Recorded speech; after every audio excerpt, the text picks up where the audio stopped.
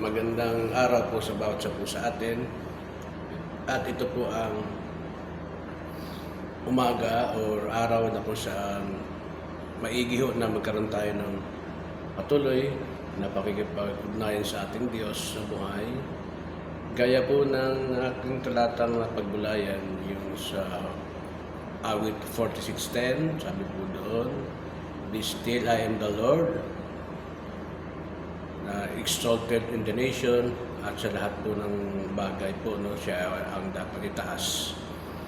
Kung titingnan po natin sa buhay po natin, nagmamadali masyado ang buhay, ang isipan po natin ay parito po ang mga bagay na kaisipan at tila parang wala na pong tigil ang mga bagay na nangyayari po sa buhay natin, sa bansa, sa pamilya, o anong kinakalagay po natin ay tuloy-tuloy po ang isip na ito. Kaya naman dito makita natin na sometimes po ay inihingi ng Diyos sa atin yung mag-stop tayo kuminsan. Magkaroon tayo ng dwelling in the Holy Spirit, magkaroon tayo ng pakikipag-ugnayan sa Diyos. Kasi sa talatang ito, mapapakita na siya po yung kataas-taas ang Diyos ng lahat ng bansa. So dito makita natin mga kapatid na inakalak minsan ng tao na kaya niya sa kanyang buhay, sa kanyang pag-iisip, sa kanyang sariling kalakasan. Yung mga lahat ng bagay na nagmamadali, yung lahat ng mga bagay na kanyang iniisip at gustong gawin sa pamagitan po ng kanyang inakalang kakayanan.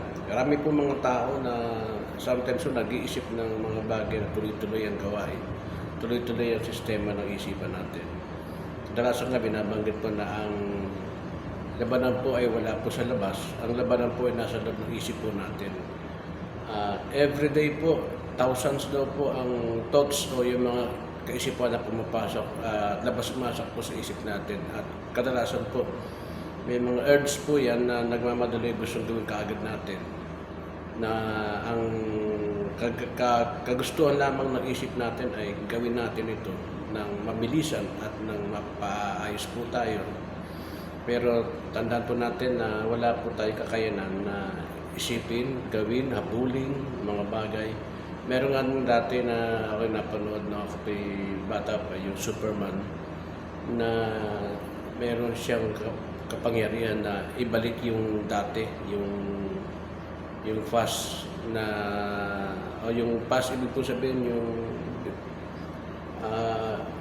i-rewind ulit yung dahil nagkaroon na nahayag na po yung kanya pong minamahal ay nagdisgrasya.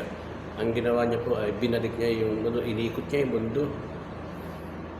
So, ganun din tayo kung minsan may mga pangyayari na parang gustuhan natin na tayo po yung mag-direct ng buhay na nangyayari po sa buhay natin. Ganun po na minsan tayo po yung parang nagiging direktor ng lahat ng bagay sa pamamagitan po ng kaisipan po natin.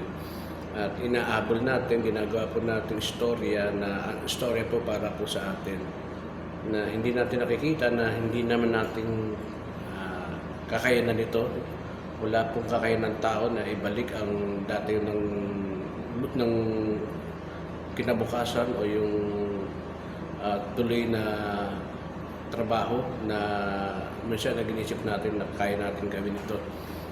At upang hindi tayo manghinayang o hindi tayo ma-fail, no, yung failure, ang gusto natin talagang mapaayos to. Pero tandaan po natin na limitado po ang lakas ng isipan po natin. Yung isip natin hindi yan tumatanda eh. Yung isip natin takbo yan ng takbo. Kaya minsan may mga pagkataon na akala natin kaya pa natin. Pero minsan yung katawan natin ay umaangal na. At yung mga circumstansya ng buhay natin ay hindi na napaayon doon sa gustuhan ng pasok ng isip po natin. Kaya naman dito pinapakita niyo sa sometimes we must stop. No? Sometimes po magkaroon tayo ng rest po o yung pagmumuni-muni at pagtigil po minsan sa buhay natin na kaya ba natin maabot ito? Paano bang gagawin? Ano yung pag-desisyon natin gagawin? Ano yung mga bagay nito? Kaya nga ho dito makita natin na Diyos pa rin po ang maitataas po natin. Diyos pa rin po ang mapupuntahan natin. Diyos pa rin po ang makapagpapaliwanag. Yung direct path ng buhay po natin. Kaya naman po salamat sa Panginoon, no, na tayo bilang mga anak ng Diyos. Meron tayong Diyos na nilalapitan. At hanggat maganda po, no, na maaga pa, ibig sabihin po, mayroon pang pagkakataon, lagi ho tayong lalapit sa Panginoon.